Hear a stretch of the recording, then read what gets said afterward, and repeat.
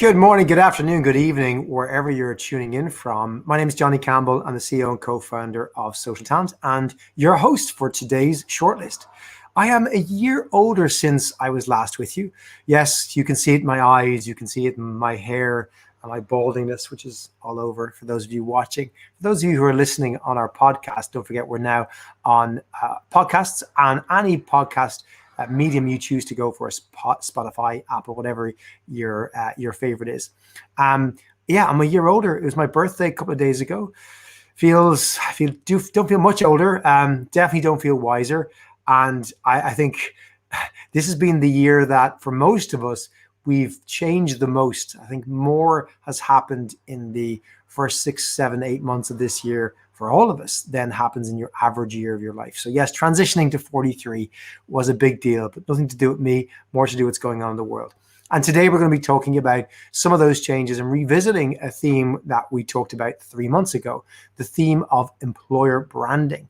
And 3 months down the line, seeing how it's evolved again and is continuing to iterate. And we're continuing to see companies get it wrong, get it right, and try and fail and try and succeed. I'm going to introduce our great guest today in just a few moments to drive that conversation. But a quick reminder for those of you who are new to the Shortlist, if you'd like to catch up on any previous shows, please go to socialtalent.com/the shortlist, where you can also find a list of our upcoming shows. And I'll be telling you a little bit more about next week's guest in about 40 minutes or so. Don't forget, for those of you listening live, like Vivian, hey Vivian, thanks for the hi on LinkedIn. We'd love to hear your questions, and we really want to hear what you want to hear about employer branding, what's on your mind, what you'd like to discuss, what you'd like to comment upon, what you're seeing out there. So please do throw them into the comments either on LinkedIn or YouTube if you're listening live, and we'll absolutely address those. And my guest who's joining me today is no stranger to the Shortlist and no stranger to difficult questions. I'm delighted to welcome back Bryan Adams, founder of Ph.Creative. Bryan has been a guest on the show before. He appeared 3 months ago with our good friend Graham Johnson, talking about employer branding and its changes in the pandemic world. I'm back to join us again. Bryan wants to give us an update on what he's seeing, and we're going to dive into some themes and articles that Bryan's been looking at over the last 3 months. But Bryan, before we get into that, you might just remind the world of your own background, who you are, the fact that you don't sing Summer 69 at every wedding you go to. And I'm going to keep annoying you about that every time we do this. Bryan, over to you. Well, first of all, Johnny, you don't look a day over 42 3/4. But hello and welcome, everybody. I'm Bryan Adams, the Chief Delegating Officer at Ph.Creative. We're a specialist employer brand agency. I'm coming to you live from Cornwall. I haven't been here for 25 years since my parents brought me. And so I've cut a holiday short to be with you today just to see Johnny's smiling face. And I'm glad I did. 3 months has absolutely flown by. And the intro music, hasn't that got jazzy? It's got me in the mood for a great conversation. So looking forward to diving in with Johnny. And it's hopefully got you in the mood for a beer, because I know you're nursing one right beside off camera there. Nursing about this one. So if you're listening, join us, grab a glass of beer, a wine, a coffee, depending on what time of the day it is for you. And do share your questions and comments for Bryan on the chat. But before we do, and if you're into jazzy music, Bryan, we're going to start with the news.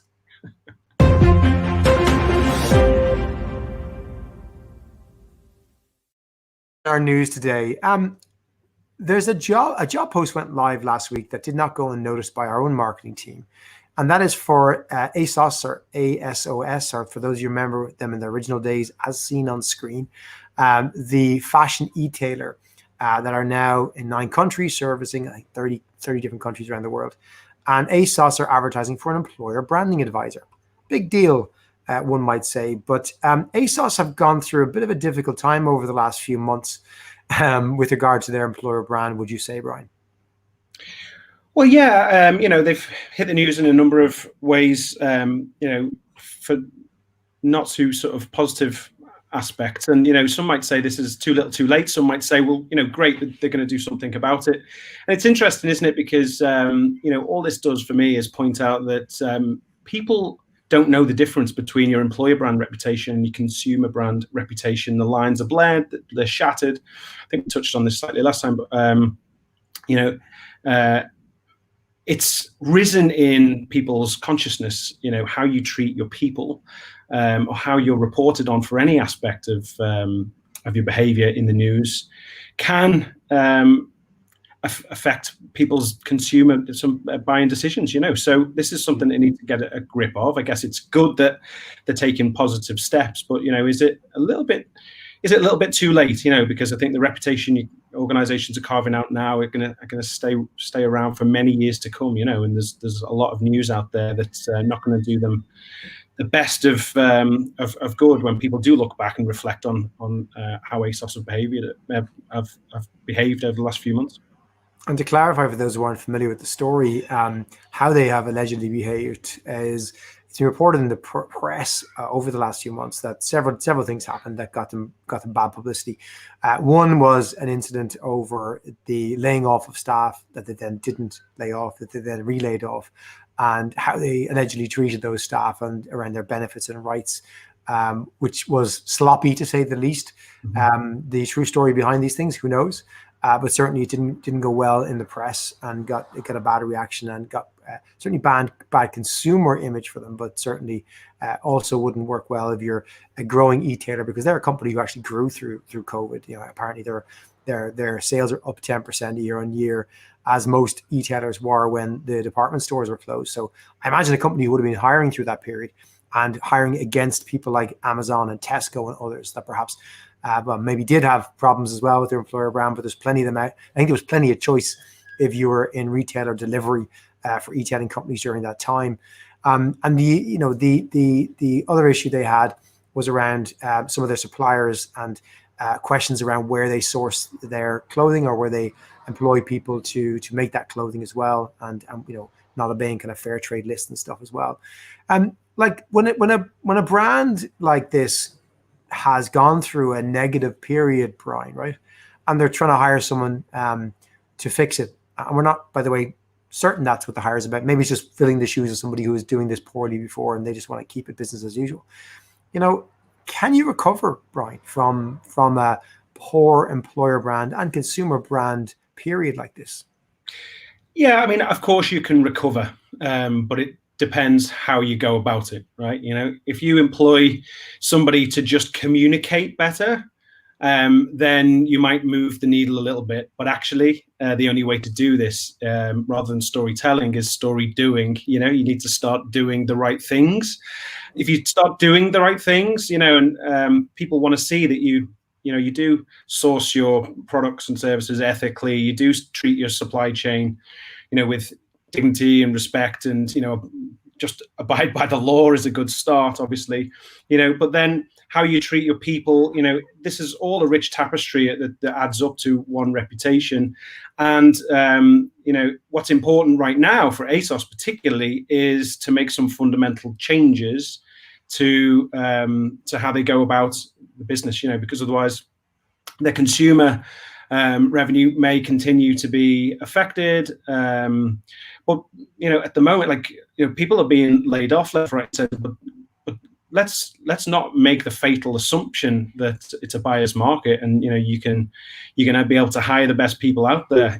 So if you want to grow sustainably, make a difference, find the best talent out there, organizations like this have to make some big changes, and then it's actually quite easy to recover, because from a very well publicized position of weakness, of course, you can tell the story of growth and strength and learning and moving in the right direction, and entice great people to work for you, because clearly there's an impact on the world that's there to be made. So it really does depend. We've got to remember, employer brand is the how, not the what and the why. So the organization is probably at a crossroads moment right now. I want to bring in our next news article, Bryan, to kind of further this point. And this is from Forbes, where Kim Whitler, who is a former CMO who went back to academia, was a general manager as well in CMO, in GM Motors. And she writes that CEOs need to involve marketeers in employer branding. And this is something that I know is dear to your heart, about who does this. And not only which function, which background you hire someone from, but also who's responsible for leading this. And I got two things out of this, Brian. Maybe you got the same or got different ones or got more from it. One is that, she makes a strong argument as to why you should hire a marketing professional to do this within your HR organization, not a HR/recruiting professional to try and be a marketeer. Get a marketeer to try and understand HR and recruitment. And the second was that, this is a CEO challenge. She didn't write this directed at CHROs or recruiters or CMOs. She wrote this for CEOs, saying, hey, if you're a CEO of a big company, you need to take employer branding seriously. So I think that was the second point I got from this, which is that this isn't something you can just hire an employer branding assistant and go, hey, fix this for me. This is very much about an organizational thing from the top. If you're going to do this right, someone like ASOS isn't going to be able to just ask the new employer brand person to fix it. The CEO and her colleagues or whoever they are going to have to really get into this as well. What do you think about that, or what did you get from this article? So it's a really interesting article, and when you read it, it makes a lot of sense. I agree with the sentiment, and I'm very pleased to see the conversation elevated to CEO, because I think that's where it needs to be. But I think we're in a very interesting time. I've said this for a while, that people are the only true competitive advantage left in business. And so it's the number one priority in any organization that really needs those marginal gains to win. The best people are what makes the biggest difference. But I don't think you can neglect to involve the CHRO. And I think where we've seen the last 200 years of the Industrial Revolution, we've seen CEOs and what is their second in command, the COO. I think we're seeing a fundamental shift where the CHRO is taking that mantle. And I think that partnership is very important. So whilst I agree with the sentiment and rising the priority to CEO, I think the CHRO is absolutely essential into this mix. And then when you look at the marketer, it sort of warms my heart from one respect, and I completely disagree from another. One, first of all, employer brand isn't something that can be done in isolation. It's kind of like diversity, equity, and inclusion. It shouldn't be its own initiative. This is something that needs to be homogeneously delivered across the organization. So I would say the marketing organization, when we've worked with many organizations, from global multi-billion largest organizations in the world to, mid-sized startups, if there's ever going to be a clash, any politics, any challenges, any fork in the road where it derails a project, it's where brand and marketing disagrees or has a challenge with employer brand. So there is in our experience, there's a clear education gap, because you cannot take the marketing principles and just pivot them to employer brand. It doesn't work. It works to a point, but then it lets you down in a whole host of ways. And I think to assume that you can do that could be detrimental to the organization, and it's certainly not paying the most sort of best respects to employer brand specialists and CHROs who are working really hard to really understand the nuances of an employer brand, because it's not all about attraction. I like the idea of involving marketing. I like the idea of them driving it, for the simple reason is they've got all the budget. They've got money they can spend, and I really think employer brand complements marketing. The stories, the human stories of people behind a brand, can influence across the board. So I think there's a lot of power in coupling them together. But I would say buyer beware if you're hiring a marketer to fix your employer brand, because unfortunately it's just not that easy. I want to thank Peter Fitzpatrick, who's listening live on LinkedIn at the moment, for sharing the article on the chat on LinkedIn. If those who want to dig it out, and we're keen to hear your thoughts and comments on perhaps other companies you're seeing doing it right, doing it wrong, or stories you have from your own organization. Please do share on the comments. I did appreciate there was a line in that article which you don't see in many articles about employer branding, and that was, and the author wasn't trying to make a big deal out of it, but she was straight out saying, employer branding is about like, I'll paraphrase this, about what your current and future staff think of your organization. And she nailed it there. Most people aren't that insightful to realize it's about your current staff. They just think it's all about the attraction piece. And she led with that, which I think is really, really important. And that's something that, again, if you're going to, and you mentioned, I think you phrased it really well there, Brian, and it's worth just reiterating that it is very similar to DE&I, where diversity, equity, and inclusion isn't a step in the process that you take and move on. It's a layer that permeates everything. An employer brand is a layer that permeates everything because I think it's very, very, very, very closely aligned to employee engagement. And it's a complicated thing. Certainly, in my opinion, it's complex. It touches different areas, and certainly someone who's owning, if you like, employer brand, they're not really owning it. The business owns it, right? They're the sponsor or the person whose job is to project manage it through all its iterations and help the organization work with it. It's not just a functional task. And I think you can read a lot of job specs around employer branding that start with and unfortunately end with things like managing our Facebook, LinkedIn, Glassdoor, responding to inquiries, responsible for copy that goes out about the organization and reviewing job ads. And you're going, like, really? Is that it? Is that what you think it is? Yeah. Like, we go back to this regularly, Brian, but, in the last 3 months since we spoke, can you maybe share some examples? Because we've looked at a bad example maybe of what happened with ASOS.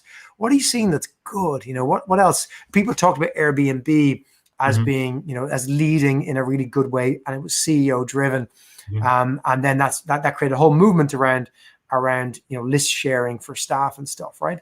What else have you seen that really inspired you to say, I love what they have done with perhaps a negative situation or maybe a positive situation? Can you share any stories there? Yeah, so I think the Airbnb one is it's well talked about and all the rest of it. But what I like about that is their brand sentiment has gained in positivity because of a moment of weakness and vulnerability, and it was how it was handled. So what that shows me is authenticity and transparency, honesty, and empathy and compassion are valued, are more equitable over being strong in a marketplace like ASOS, for example. Quite early on, Microsoft announced 12 weeks extra parental leave for employees who needed to homeschool their kids. And it was interesting because I was having a conversation at the time saying, there's never been a better time to spend your marketing dollars in employer brand, because this is where the magic is happening right now. In a smart organization, instead of saying, we're great, buy from us, tell the stories of your people and this, that, and the other. And Microsoft did that phenomenally well because they announced this, and it was the greatest marketing of the week, because everybody thought, wow, what an incredible organization. And there have been many examples like that. And it just goes to show, you do something of value in the employee space, and it translates very well because people just see reputation, brand reputation, and organizations doing the right thing, and it doesn't matter where they're doing it in the organization. So that was one that stood out to me. I mean, I didn't know that one, actually. That's new to me, Brian. And it's interesting because anyone listening who hears that may be cynical to go, oh, they wanted to get rid of staff. I had good friends in Microsoft. Microsoft were flat out during the pandemic, still are. They couldn't get hardware out fast enough to customers. They were literally having to make decisions: do we give it to our customers, to government employees, et cetera, to health professionals worldwide. They've been moving to a kind of a virtual type experience for their customers for years. So all their cloud products went crazy fast. This is a company who needed their staff more than ever. And they issued an option to take 12 weeks off to look after your parents. That's understanding. It doesn't surprise me. Satya Nadella, since he took over as CEO, has been that compassionate, people-led CEO that his predecessors, Ballmer and stuff, just really weren't or didn't come across as. And it's reflected. You look at the business reasons why Microsoft's share price, at the end of February was about $170. And it's up about 210 at the moment. Like, they're booking the trend. They're doing really well in the world of tech, right, against the stock market. And yeah, they've got great products, great stuff, but it does come from an attitude, and it does come from the top down. I don't think that would have come under Ballmer back in the day. I think that's the tone that Satya has set, which has permeated, because the products maybe these days are less consumer and less relevant for the average employee. I think Microsoft's reputation as an organization, as an employer, more to the point, has really, really come full circle because they're a mature tech employer. They're hiring grown-ups, right? Let's be honest with you. And grown-ups, as in people with more responsibilities, whether it be mortgages or parental responsibilities or childcare responsibilities. You need people to kind of work with you on those issues. When you're maybe starting out in your career, don't have those responsibilities. Maybe you have different values and different things you're looking for. I think they've really successfully done that. Anyone else that's kind of come at you maybe from the negative side, Bryan, who surprised you in the last 3 months? I don't want to focus on negative stuff, but only if there's something that jumps out at you. Well, there was the story of Baird, wasn't there? I think that's been well covered as well. They axed a number of employees in a very inhumane, was it over email or text message? And there's been a number of stories like that. And that was just a shocking decision of, organizations making very naive mistakes that they will regret for a long time to come, because, that's not an organization that needed that sort of press. It's a very easy decision to, if you're going to use their product or the one next to you, people are making those decisions now. And yeah, that one stood out. And I think that'll be talked about for a long time as well. So can you remind us, Bryan, if you're looking at employer brand and you are perhaps the candidate who takes that job or applies for that job, or you're in a role where you have employer branding responsibility, or you've just been given it, I know we talked before the show about how unfortunately some organizations are letting go of their employer brand specialist or person responsible. So I assume it's going to be dumped on somebody else, right? But if you're in that position, or you just are passionate about employer branding, what are some of the core principles that you would advise people to think of in those roles, people who can make change for employer branding? What are the kind of shining principles that you've seen in all the companies you successfully work with that help? So, yeah, I mean, I can give you a couple of points here, but probably one of the biggest that I've been talking about very recently because of the current situation is, obviously it needs to be evidence-based because it needs to be authentic and transparent. But right now, what's really important is to do the research to find out the current reality, like from an employee view. But you really need to get your the story straight in terms of what is the leadership view. Typically, the leadership view will give you a more aspirational view of the future. And that's good to know where the organization is going. Right now, doubling down on really understanding where the organization is going or has to go or how it has to change is incredibly important in these times where organizations are changing rapidly.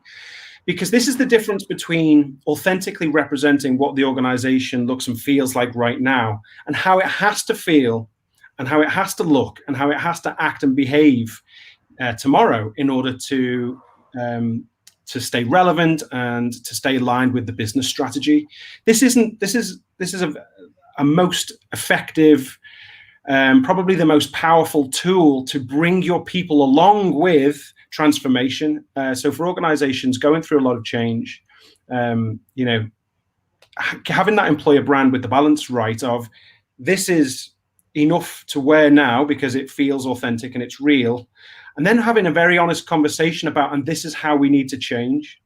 We've done a lot of work recently around aspirational EVP pillars and articulating them externally and internally, explaining the why and the how, and having people buy into, yeah, we must change, we must embrace, we must move in that direction, So it's not just a one and done, and this is how we want our culture to be. It's the most powerful tool to bring your people along with an organization that's going through change. So understanding the business strategy and pushing to understand what changes are coming. Reflecting back, this is the culture, these are the behaviors that we're seeing across the organization. These are the common themes. What's perception versus reality, first of all? Because sometimes it's a communication issue. It's like actually everyone thinks that, but it's not the case. There's an opportunity for a quick win. But there's even in great companies, you have to change. So understanding what that is and building a framework to enable change.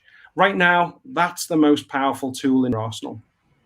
So one of the the biggest issue since we last spoke that maybe has impacted employer brand, which who'd have thought there'd be a bigger issue that could impact employer brand than the pandemic and the company's response to it, has been the social justice movement driven out of the US. And, I'm always careful being, and conscious of the fact that right now we've got two white guys talking about this issue, right? Which is never a great situation for diverse thought. But, this has been a big challenge for organizations, right? I've had calls from leaders who call me and we've been talking about, what their response is. And you've had a CEO say, we want to go ahead of this and we're going to tell the world we're doing this and that, everything else. And you've had smart, perhaps, leaders in their team go, oh, hang on a second. We don't want to maybe raise our head up right now. I know you want to try and tell the world you're on this and you've got it, but we're not so proud of our board, of our hiring policies, of our practices. We've maybe dropped the ball. We maybe haven't taken this seriously enough. And, for those organizations to go, hang on a second, to your point, we got to look at our harsh reality first. And we're not ready to talk about this. We're just not, we got to do a lot of work about it. We can talk internally about it. And there's been issues, and I don't know if you read about it, again, issues where, I believe this became an issue in LinkedIn, who I would have thought always had a really positive employer brand. But again, how they addressed this in a company all hands backfired on them by all accounts in terms of their employees going, hang on a second. Not that they did anything different. It's just that there was an attempt to create a narrative that just misfired or was misunderstood internally. And so there was a very strong backlash, perhaps by a small minority, against that, which got out there and has, I think, whether it's temporary or long term or medium term, has reflected negatively on their employer brand, which they weren't there in that way before. So, like that social justice piece, which is so important to all of us, right? I think we're seeing organizations in a new light because maybe we didn't ask 3-4 months ago, where do you stand on this? And we perhaps didn't look deep enough as to where they stood. How are you seeing that play into the employer branding picture? And how are you seeing organizations address that? And because I think it is very much, we're slap bang in the middle of this employer branding space. Yeah, I think people in general are much more aware, sensitive, and vocal because of recent events. So it's on everybody's mind, and I think some organizations have probably jumped the gun a little bit, but we've got to remember a couple of things here. A lot of organizations have jumped the gun with positive intent, and sometimes that's misplaced, and people are very sensitive, and and there's been sort of several examples of backlash there, which is unfortunate. But the smartest organizations have held back and assessed where they are. The positive aspect that we're seeing is, first of all, there's never been a more socially acceptable time to be vulnerable and to say, hey, we're not where we need to be. The most important thing is for organizations to be judged on their commitment to improve, their intent to change, and I think that's really where we've got to shift the conversation towards. Otherwise, we're still going to see organizations be in this paralysis of, like we say, we're not proud of where we are actually, so we just can't join the conversation and do anything right now. But I do think, as I say, there's never been a more socially acceptable time to say, look, we're not where we are. And the most important thing is to put a plan in place and take a step forward. And it's interesting, as an employer brand specialist agency, we slowed down, and we've talked a lot for many years about purpose, impact, and belonging. Belonging being the outcome, and we've talked to diversity, equity, inclusion experts and specialists or partners, and we've done a lot of listening and learning because we ourselves felt we needed to slow down. And what's really clear is there's an appetite across the board to have an integrated approach. So if there is something to come out of this that's positive, I think there's an appetite for change. There's an acceptance that most organizations have to change. And we're seeing more of a willingness to be open and transparent and honest about where people are, and then focus the conversation on where they want to go. Yeah, I think you're right there in terms of it's embrace the vulnerability. It's don't hide it. embrace it and do something about it. Kathy Iverson's commented that in social justice, companies need diversity plans and transparency. I think you're dead right there, Kathy. Mm-hmm. I think it's, you have to have a plan, and you have to actually have that transparency and that commitment to it. It's great when a CEO gets up there and commits to it, because I think these days, if they get up there and commit to it, they're going to be held to that. Mm-hmm. Which means you got to make it work. I'm hearing people contact us saying, our CEO's gone out and said this. We have no idea how to implement it, but we have to do it now because it's said, and we're a publicly quoted company. There's no way back. I love that. I love that those companies have, whether they intended to or not, but they put it out there, which means it's going to happen, and change is going to happen because the markets won't let them backtrack or forget about it. Mm-hmm. At least I hope not. Which means stuff actually might get done. Yeah, and our CHRO, Cher Murphy, said the other day, finally change is happening and we're not using the business case as a driver. Change is happening because the conversation is around, this is the right thing to do. And that's a massive positive as far as I'm concerned. That's a massive shift in the conversation towards a place where things might actually change. Yeah, I think it's part of this, strange time the last 6-7 months where I think it really is. We've just become, for all good reasons, much more attuned to the values that we hold dear and that organizations hold dear. And I ponder this to see. I think it's correlated with the anxiety that a lot of people feel. Right, when you're more anxious in general, I think your senses are heightened, and you're just not willing to tolerate stuff as much. You're not going to tolerate a bad candidate experience. You're not going to tolerate your employer acting inequitably. You're not going to tolerate any of these things. You're going to get more excited about good stuff though as well. That is probably a consequence of the pandemic, and then the social justice movement coming just as we were beginning to kind of get out of lockdown. But we're still very heightened and still sensitive about these issues because, unfortunately, this was nothing new. It's really unfortunate. The news wasn't new. It was news that the world had seen before, but the world's reaction to the news is very different. Our sensitivity is up in a good way, and we've reacted, I think, in a very positive way to it. And I think that's what you're seeing with employers, not only on the social justice issue, Brian, right? I think that's the thing. It's all the different ways that we feel about an organization. We've got heightened sensitivity right now. And I don't know that's going to go away anytime soon. And employers, therefore, can't get away with just doing what we did and hoping it doesn't get noticed in any shape or form. Yeah, and the other thing is, you said, we're having a diversity conversation as two white guys. Do you know what? Actually, I think if Torrin Ellis was joining us right now, he'd say, do you know what? That is a good thing. It's a great thing, actually. Because you're right, there's a greater sensitivity around this, and more white guys and women need to have these conversations. And what I'm seeing is there's champions inside organizations demanding change. And that includes a lot of white people, and that's got to be positive. In our organization, we slowed down, we listened, and a number of things that we're doing to drive us forward has come from our people. We've spoken to our clients at length, and a lot of positive change, and the plans that the CEO ultimately talked about publicly with conviction has come from the voice of the employee. And all of these are social signals that, this isn't just a period of compassion or of a spike in awareness. This feels like something that, is going to drive sustainable change for the better. Yeah, like it's. I think you gotta have, in all these issues, you gotta have empathy and understanding across all the different issues around employer branding. I think, we're looking for more empathetic, understanding organizations, more real organizations that are more reflective of the society they live in, of the employee base they have, and it's kind of it's more democratized. You have CEOs having to resign because of scandals around how they've acted, what they've done, and that's massive. And it is back to the employer branding piece.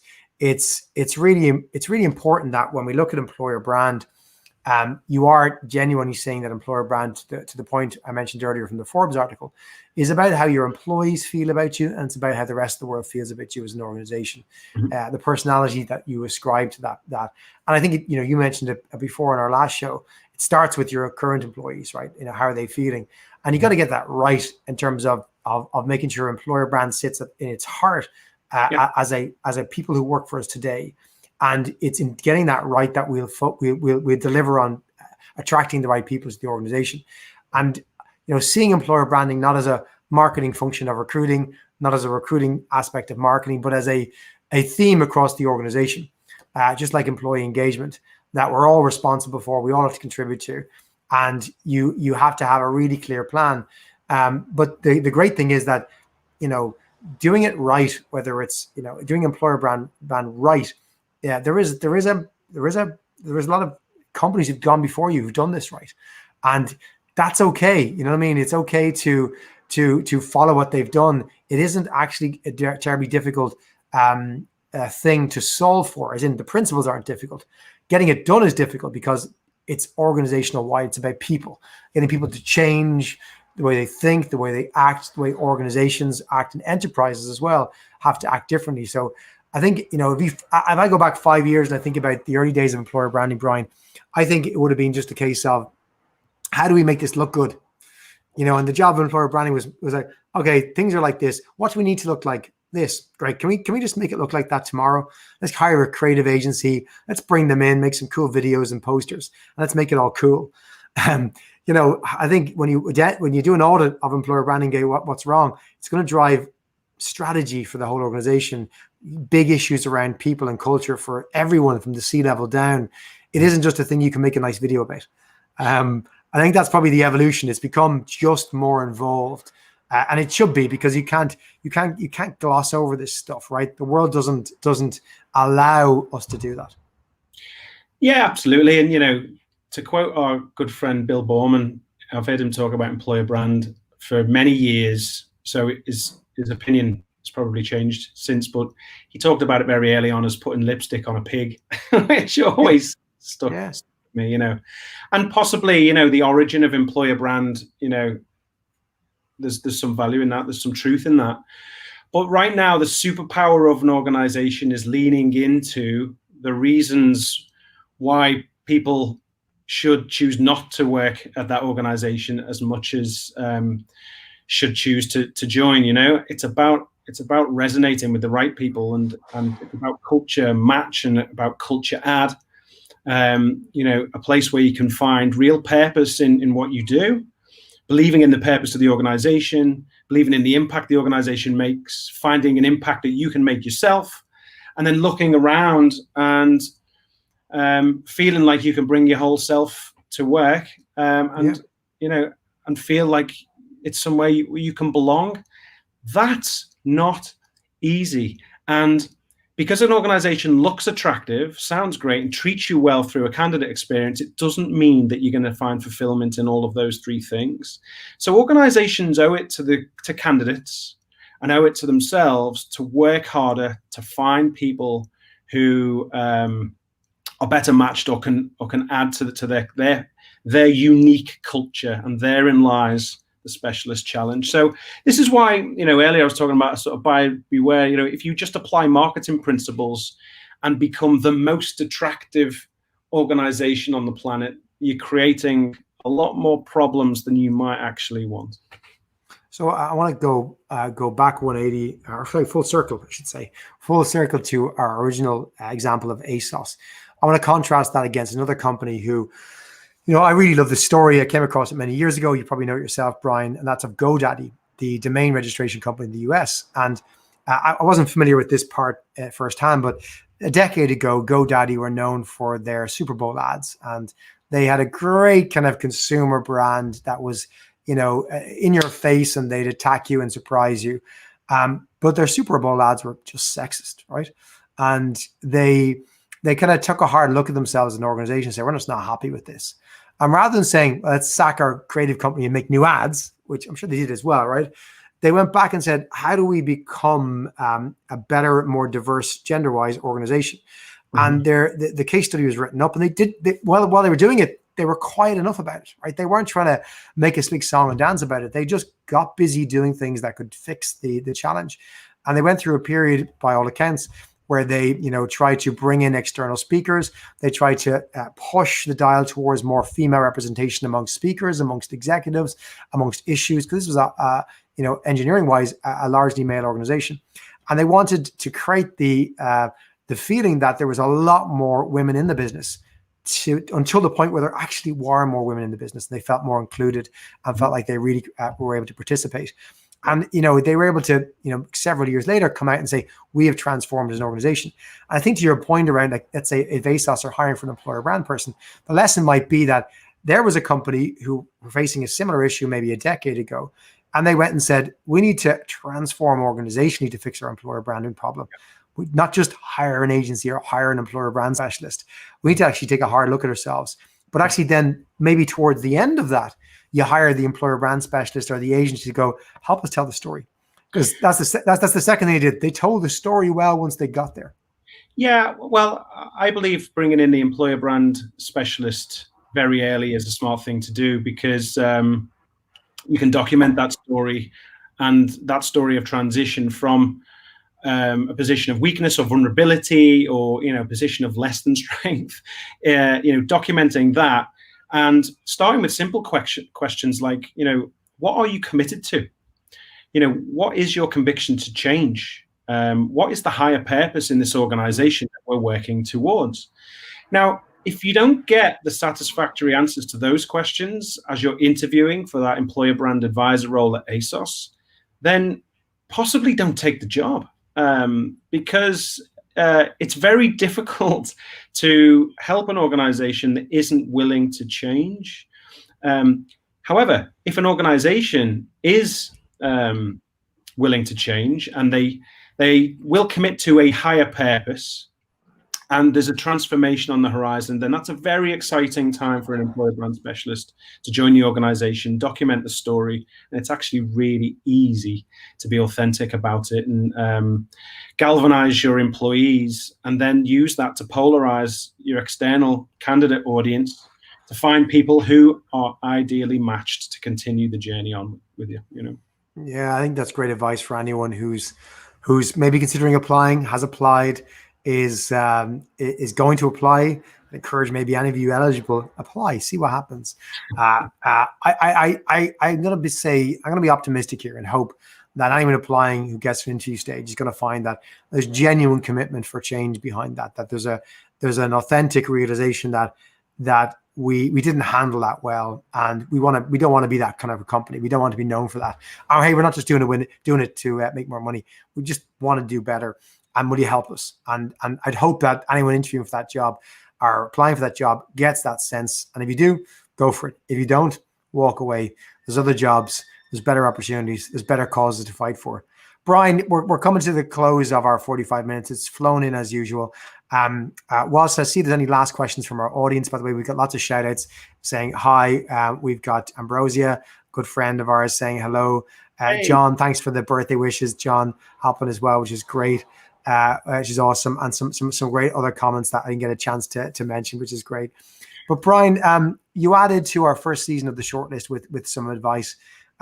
I want to see if you can give us some updated advice for our listeners that either you've heard or you want to share with our audience that can make our shortlist for season 2. Yeah, so I've seen some organizations let employer brand managers go recently. And my advice to organizations looking if they have to make cuts is protect those roles as much as possible, because they're more valuable than you think. Those who are in those positions, the moving target that is employer brand and EVP at the moment, it's vital that you spend a lot of time listening, getting close to what it's really like, so you can be the authentic voice of your organization and get closer to the business strategy, so you can be a very effective tool to affect change. If you do find that you're asking those questions and you are privy to what that change is, then there is an incredible opportunity to change the lives of hundreds of thousands of people, to help them find a purposeful position in your organization to affect that change. Document it, tell the stories, but ask and demand for the conviction for change, and think about the concept of story doing rather than storytelling. Because I think that will stand you in great stead to be having brilliant conversations internally that then can be used as a superpower externally to find more great people to help you grow. I like that. Story doing rather than storytelling. I like that. We've one last question. You're not going to get time to answer these, right? But maybe if you wouldn't mind commenting, and then maybe if you have a resource that you on the Ph.Creative site or elsewhere that you might be able to suggest that could help these listeners. 2 questions. I think they're quite related. What steps can we take to measure employer brand success? And what steps can we take how will we measure employer brand success, and what steps can we take to create a proactive employer brand? What would you recommend? Any resources for someone to research that fully? Because I think it's probably a much longer answer than you can give in the next 60 seconds. So unfortunately, there isn't a very short answer to this, but I would encourage anybody to not just tolerate or do with the default vanilla employer brand metrics. Work harder than that, so look at the talent flow of where your talent is coming from. Think about how to measure that. If you're measuring Glassdoor, measure it in relevance to your talent competitors. Measure the percentage of valued applicants that you're receiving as a really good indicator to the caliber of talent that is ideally matched or a culture add to your organization, rather than just the volume of applicants. So there's just a few. But of course, Johnny, there's a lot more smart metrics in the book, Give and Get Employer Branding, that's available in all good bookshops and Amazon.com. So I had a pre-read of that before you guys published it. It's an awesome book. Genuinely, it's worth the investment. It's a really good book. I'm sure Bryan maybe might give you a discount code. You reach out to him. Put it in there. And one last comment from Peter Fitzpatrick. Peter's been great in the comments. Thanks, Peter. His key takeaway is do what you need to do on employer branding to polarize the external candidate pool. And he said, thanks, Bryan. I think it's a great piece of advice. Bryan, we hope to have you again on a future season. Thanks again for joining us. Sorry for interrupting your vacation, but go back to it. Look after your wee one, and mate, enjoy that beer. Thanks for joining us. We'll see you again. And we'll see you again next week, where we've another great guest. Joining us next week, we have Mark Coleman, who is the founder and CEO of Unleash. Unleash is arguably the largest and most well attended by senior executives HR conference and event in the world today, and on normal years operating in the US, Europe, the UK. And Mark is an Irishman from Waterford, and he, as the CEO of Unleash, really is at the forefront of understanding what's happening amongst some of the best thought leaders in the world. Thanks to Mark, I've been introduced and met some of the many brilliant people who've inspired me in HR, like Erin Meyer, who was the keynote speaker in Paris on the second last day last year. I got to hear her thoughts on culture and the culture map. But Mark's obviously running an events company. It's hard to run events these days, but Mark's been busy surveying leaders and talking to the HR community. And he's going to join us next week on Wednesday, August 19th, to talk about the unexpected, the challenges, the uncertainty, and the change that has come about from the pandemic, and asking, is all this change actually a good thing? And delving into the research from one of their recent surveys, an in-depth survey that they've ran. Mark has the research and he wants to share that with us to see what the world thinks. So that's August 19th. That's at 4 p.m. UK time. That's going to be 11 a.m. on the East Coast of the US, 8 a.m. on the West Coast, 11 p.m. in Singapore. Do join us, and you can register for that and find out more on socialtalent.com/the shortlist, where you'll find out about all our shows, our previous shows, and our future upcoming shows. And we've got a great lineup of speakers all the way up to October, November at this stage. But if you'd like to join us on the show, if you've got a voice that you'd like to share, please do reach out to us, and you can do so on the forum on the shortlist page. I've overran, which just happens when you get to my age, but I hope you've enjoyed the conversation, the chat. Do join us again next week. I hope to see you then. From me, goodbye. I hope you enjoy the show.